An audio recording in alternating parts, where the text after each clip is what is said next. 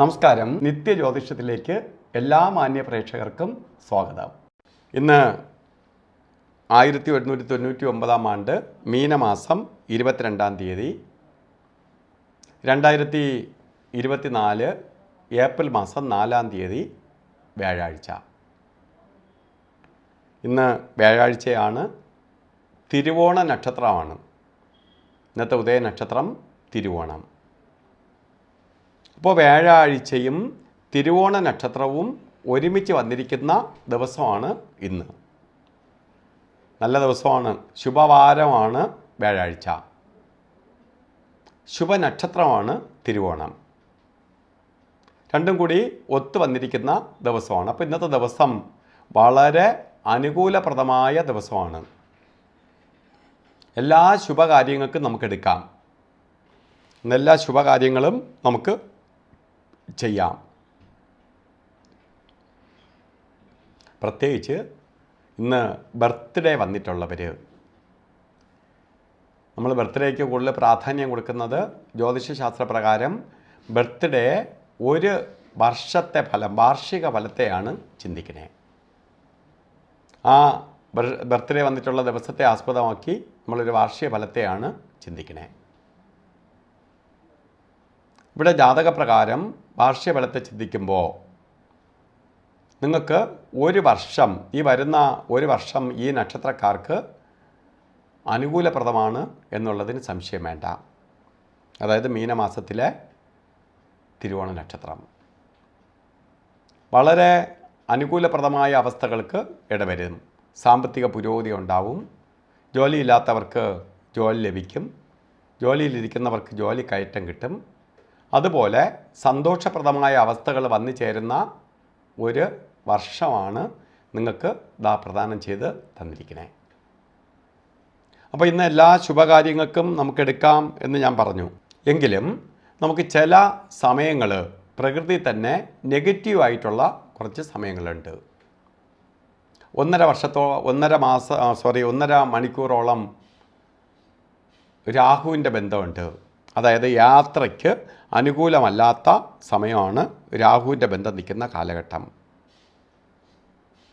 അത് നമ്മൾ 1:30 മണി മുതൽ 3 മണി വരെ എന്ന് കലണ്ടറിൽ ഇട്ടിട്ടുണ്ട്. 1:58 തൊട്ട് 3:30 വരെയാണ് ശരിക്ക് രാഹുകാല സമയം. അപ്പോൾ 1:58 മുമ്പോ അല്ലെങ്കിൽ 3 മണിക്ക് ശേഷമോ ഓരോ കാര്യത്തിന് ഇറങ്ങണം. രാഹുകാല സമയത്ത് ഇറങ്ങുന്ന ഓരോ കാര്യങ്ങളെയും നമ്മളെ ചുറ്റിക്കും. രാഹു എന്ന് പറഞ്ഞാൽ പാമ്പാണ്. നമ്മൾ നേരെ നമ്മളെ ഹൈ റേഞ്ചിലേക്ക് മാറ്റും. പലതരത്തിൽ നമ്മളെ വഴിയിലിട്ട് തടസ്സപ്പെടുത്താൻ ഇടവരുത്തും. അതുപോലെ ഇത് രാഹുകാലത്തിന് മാത്രം നമുക്ക് ശ്രദ്ധിക്കേണ്ടതാണ്. എങ്കിലും മറ്റ് 2 മുഹൂർത്തങ്ങൾ വളരെ സൂക്ഷിക്കേണ്ട മുഹൂർത്തങ്ങളാണ്. ഗുളികനും യമകണ്ഠനും. ഗുളികകാലവും യമകണ്ഠകാലവും. ഗുളികകാല സമയം വരുന്നത് 9:25 തൊട്ട് 10:56 വരെയും. അതുപോലെ യമകണ്ഠകാലം വരുന്നത് 6:23 തൊട്ട് 7:56 വരെയും. ഈ സമയം ശുഭകാര്യങ്ങളിൽ നിന്ന് വിട്ടു നിൽക്കുക. അതേപോലെ തന്നെ ഇന്നത്തെ അഭിജിത്ത് മുഹൂർത്തം എല്ലാ ദിവസവും ഉണ്ട്. അഭിജിത്ത് വരുന്നത് 12:03 തൊട്ട് 12:51 വരെ അഭിജിത്ത് മുഹൂർത്തമാണ്. അപ്പോൾ അഭിജിത്ത് മുഹൂർത്തത്തിന് ഉള്ള പ്രത്യേകത പറഞ്ഞു തരേണ്ടതില്ലല്ലോ. എന്ത് ദോഷഭാവത്തെയും ഇല്ലാതാക്കി പരിഹരിക്കപ്പെടുന്ന ഒരു സമയമാണ് അഭിജിത്ത് മുഹൂർത്തത്തിൻ്റെ സമയം. അപ്പോൾ നമുക്ക് യമകണ്ഠനോ ഗുളികനോ രാഹുവോ ഇല്ലാത്ത സമയത്ത് അഭിജിത്ത് മുഹൂർത്തത്തിൻ്റെ സമയമുണ്ടെങ്കിൽ അതെടുത്തൊരു പുണ്യകർമ്മം ചെയ്താൽ അത് അത്രയ്ക്ക് ഫലവത്തായി മാറും എന്നുള്ളതിന് സംശയമില്ല. ഈ ജ്യോതിഷികളായ നമ്മളൊക്കെ തന്നെ പലപ്പോഴും മുഹൂർത്തം കിട്ടാതെ വരുമ്പോൾ അഭിജിത്ത് മുഹൂർത്തത്തെയാണ് ആശ്രയിക്കുന്നത്. അപ്പോൾ അഭിജിത്ത് മുഹൂർത്തത്തെ ആശ്രയിച്ച് ഒരു കാര്യം ചെയ്യുന്നെങ്കിൽ അത് വിജയത്തിലേക്ക് വരും എന്നുള്ളതിന് സംശയം വേണ്ട. അതുകൊണ്ട് നമുക്ക് മറ്റ് സമയം എന്തൊക്കെ തന്നെ ആണെങ്കിൽ പോലും അതിനെ ഒന്ന് നമ്മൾ മാറ്റിക്കൊണ്ട് അതിനെ ഐശ്വര്യപ്രദമാക്കി എടുക്കാനുള്ള ഒരു സമയമാണ് അഭിജിത്ത് മുഹൂർത്തത്തിൻ്റെ സമയം. അതും ഇന്ന് ഞാൻ പറഞ്ഞു, അഭിജിത്ത് മുഹൂർത്തം നമുക്ക് എടുക്കാവുന്ന ശുഭ മുഹൂർത്തമുള്ള ദിവസമാണ്. അഭിജിത്ത് മുഹൂർത്തത്തെ ആശ്രയിച്ച് ഒരു കാര്യം ചെയ്യേണ്ട ദിവസമല്ല.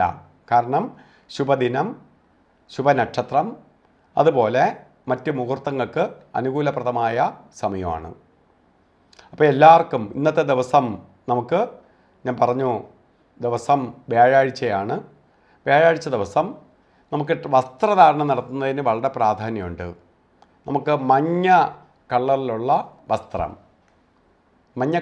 വസ്ത്രം ധരിക്കുന്നത് നന്നാണ്.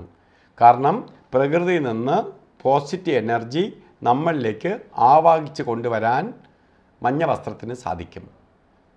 വ്യാഴാഴ്ച ധരിക്കേണ്ട ഇത് മഞ്ഞ വസ്ത്രമാണ്. ഈ വസ്ത്രം ധരിക്കാൻ പറ്റിയില്ലെങ്കിൽ ഒരു മഞ്ഞ കളറിലുള്ള കർച്ചീപ്പ് കയ്യിൽ കരുതുകയോ അല്ലെങ്കിൽ ഒരു ചന്ദനം നെറ്റി തൊടുകയോ ഒക്കെ ചെയ്യുന്നതും നമ്മളിലേക്ക് പോസിറ്റീവ് എനർജി ആകർഷിക്കാൻ സഹായിക്കും. അപ്പോൾ ഇന്നത്തെ ദിവസം ബർത്ത്ഡേ വന്നിട്ടുള്ളവർക്കും അല്ലാതെ ഉള്ളവർക്കും എല്ലാം നല്ല ഐശ്വര്യപ്രദമായ ദിവസമായി തീരട്ടെ എന്ന് സർവേശ്വരനോട് പ്രാർത്ഥിച്ചുകൊണ്ട് നിർത്തുന്നു. നന്ദി, നമസ്കാരം.